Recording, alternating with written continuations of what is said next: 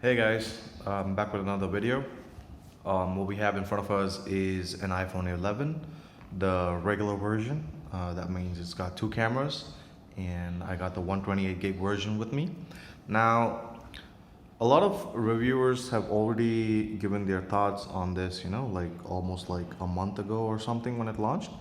But I thought that I will give you my views on this because I've been a long time Android user and now I am on an iOS device. It's not like I've never used an iOS device. I've always tried to use as many different operating systems when it comes to cell phones, but I've never owned one as my main device. So here's my thoughts. I've been using this for a month now, and there's certain things that I miss from when I was using Android, but for the most part, now iOS 13 is pretty much polished, and the transition from Android to iOS is much easier. So I'm not gonna give you specs or nothing like that. If it comes up, it comes up. If not, I won't because, like I said, it's been out for over a month now, and you probably know about it. But here's my thoughts for going from Android to an iOS device. Now, I got this device, I think, like I said, about a month and a half ago or a month ago. And since 2010, I've been on Android. So I've never changed. I mean, of course, I used a Nokia N8 for about 6 months. And after that, I tried a mobile Windows 8 phone. I think it was the Nokia 820. That was also for about 9 to 10 months. And been on Android ever since. And yeah, so this is my setup. So because iOS does not allow you to modify, you don't have an app drawer of sorts. So and there's no Nova launcher or any of those launchers over here. And I'm the kind of guy who likes to look at my wallpapers. If I download a nice wallpaper, I want to have a look at it, and I don't want any of these icons coming in the way. So to counter that, what me and a lot of people do is we put just one or a couple of icons on the top.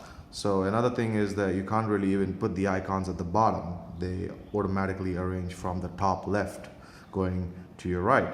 So I've put 4 icons on the top, 4 icons at the bottom to keep that symmetry going.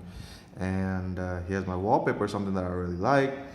And then the next screen is where I keep all my other applications.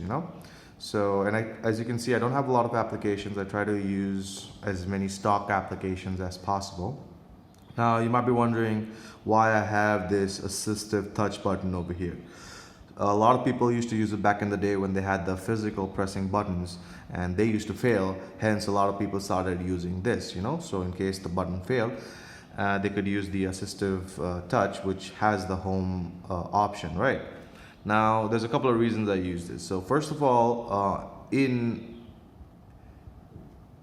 iOS device, there's no double tap to sleep, right? There's double tap to wake up. Sorry, rather single tap to wake up, but there's no double tap to switch off. So if I just tap it once, the screen comes on, I get it close to my face, it unlocks, and I'm in.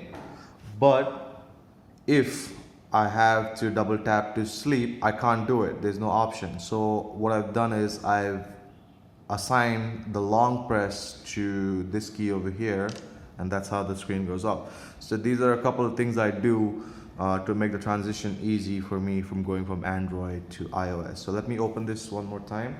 And I'm the kind of guy who doesn't like to use physical, combination keys to do a screenshot. So what I've done is I've already assigned a double tap on this to take a screenshot. So that's something I did again to help me with. And also they say for instance I don't know, maybe you're doing like one-handed use, you can't reach the bottom to swipe up, for whatever reason, and you want to get to the home screen. So again, having this assistive ball gets me to the home screen right away. So there's a certain anyways, it's like a lot of different people will use their phones in a different way. They'll set it up in a different way. This is just my setup and how it's made it easier for me to go from Android to iOS. Now, besides this, there's another thing that I really didn't understand. I'm getting excellent battery life on this one, like, to be honest, compared to my old Android phone, which was in Zenfone Asus 5Z, which had about 200 to 250 mAh more than this one. That phone used to give me about 4 hours of screen on time with my usage and about 22 hours of standby time. So I charge it today morning, I charge it the next morning, a whole 22 to 24 hours gets passed, and I've got about 4 hours screen time. Now on Android, the moment you're 100% and you plug it out, the screen on resets to 0. What I've noticed in iOS is no matter, like, I've tried it multiple times. At 100%, I leave it at 100% for even like 10 minutes longer, and then I still unplug it, and the screen on time is still not reset to 0. So if any of you know something about this, please help me out. Type in a comment. If you have any articles that I should read to understand what this is, that would be a lot of help to me. Okay, anyways, getting back. So I'll charge this on, say, for the iOS, the iPhone 11, I'll charge this on, say, a Monday, and I don't need to charge this till Wednesday. That's like 2 days proper. So I'm getting like anything between 36 to 48 hours between charges, and the usage is absolutely the same over the 2 days. I do not do anything different. It's absolutely the same. So besides that, I do not have the Gmail app. I'm pretty much on Gmail. I've been an Android user, pretty much on Gmail, yet I do not have a Gmail app. I use the stock mail app that is provided in iOS. It's a little finicky. I'm still trying to get used to it, but it's okay for the most parts. I need to figure out certain things, but it's okay. I try to keep less app. I don't like to have double instances, two apps that can do the same thing. I don't even have, like, say, Chrome, even though I've used Chrome the entire time I was in Android. I'm using Safari now. All right, so there's no widgets, as you can see on the screen. I keep moving to the leftmost screen. So this kind of helps me with the widgets. Like, I can keep my weather over here, my weather widget. I can keep my battery status. It also shows you other devices. Right now I have only one device that is linked to this account. And then it shows me the news and so on and so forth. It gives me a lot of things. So there's no possibility of widgets on the home screen, but you could use your widgets in the leftmost screen, and then you leave them over here, and then you get like shortcuts to your WhatsApp, maybe to your news, to your battery, to your weather, and that's that. Now the camera on this phone is pretty amazing. I mean, like I said, you've probably seen like a bunch of reviews already by a lot of reviewers, and it's true. All that they say is absolutely true. This camera is amazing. So this phone and my previous phone, they both have like a 1.8 aperture, an f-stop rather, and but the photos on this are much more amazing rather. And the reason being is, ever since the Google Pixel, the first one, came out, it's all been about software. Them guys, the Google guys, they took a single camera and they made an amazing camera phone out of it. The algorithms that they use, the software. So Apple this year finally is on the same page. They're doing everything through software. So even this phone and my last phone have the same f-stop. And maybe, if I'm not mistaken, the Asus Zenfone 5Z has a bigger sensor, yet the photos that come out of this phone are amazing. So don't get caught up in all that megapixel and sensor and all that kind of hype. Look at the final pictures, look at samples before you buy your phone, whatever your choice is. Don't look at paper. There are a lot of reviewers who come out with reviews on the first day itself, and they show you sample images. Go by what you like and pick up your phone.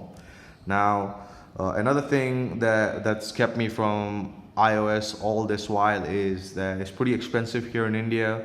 But as of late, considering taxes and everything, the difference is not as much. Maybe you pick it up in Canada and maybe you get it in India. The difference is probably like $100 now. Okay. So, and if I'm not mistaken, the Indian version of the iPhone, they have dual SIM. So one slot is a physical SIM card. The other one is an eSIM. So I think, if I'm not mistaken, again, Jio in India, as well as Airtel in India, or perhaps even Vodafone, they have eSIM capabilities. So you could have a SIM card of one company, maybe say an Airtel, and the second one can be of Jio, and one of them can be an eSIM, and that's how you get dual SIM support in India for iOS devices. Now I got the single SIM version. It's not an Indian version, and it's 128 gigabytes. Now I've deleted a lot of applications like Apple TV and iTunes, because I use Amazon Music and I don't need to have extra applications. I've mentioned it a couple of times in the video. I do not keep extra applications. And if we go about this case that I'm using, so this is an OtterBox case. I think it was about like what, $54 Canadian, including taxes. And yeah, it's a pretty good phone. And yeah, so I'm actually liking this phone. Besides the couple of points that I mentioned regarding the OS, it's pretty cool. So the WhatsApp for iOS has inbuilt capabilities to secure it. So after you get in past the screen, you need to show your face again to get into WhatsApp, which I think is pretty amazing. On Android, I used to use the operating system lock to the WhatsApp application. It was an inbuilt thing by the phone manufacturer and not by WhatsApp. And so I've got your slew of applications, as you can see. We'll try to load. So if you can see over here, I've got my couple of my mail IDs going over here. And this is pretty much how it looks the moment you start it. And the interface is a bit different, fair enough. And this is how it shows you. And I'm getting used to it. It's not a big deal. You get used to it, not a problem. Yeah, so there's no dongle. There's no ports over here for which you have to use a dongle. They did give me a headphone in the box, but I keep one extra. I bought a dongle so that I could use my old headphones, and I keep one at my workplace and I keep one at my residence. So I'm not ever caught without the use of headphones. So in case I need to use it, I have it on me. So I've got this nice cable protector. You can say that it's pretty much known that the cables from Apple, they kind of like they tear up, they get frayed a lot. So I already invested in one of these cable protectors. They're pretty cool, nice colors. You get them on Amazon or Flipkart. They're just available. It's quite easy. So I keep one of these handy. I've got a screen guard already set by Belkin, and this is an OtterBox case, 2 cameras. And yeah, that's pretty much my thoughts about this phone. It's been pretty amazing for the most part, and I'm happy. Like back in the day, iOS was very, very restrictive, and there was no true. Well, there still isn't multi-app use. That you can't use like split screen mode or anything.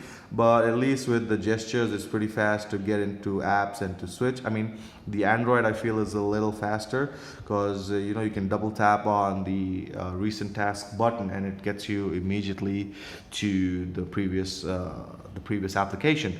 But besides that, this is it for the video. I just wanted to let you know my thoughts on getting onto an iOS if you've been an Android user. If you have any questions for me, please leave them in the comments below. Maybe I could do a follow-up video if there's a lot of questions that you have for me. If not, thank you for watching. Yeah, it's been great. All my 75 subscribers, I appreciate you staying subscribed even though I don't do a lot of videos. Alright guys, this is me signing out. Thank you very much for staying around. Thank you. Bye-bye.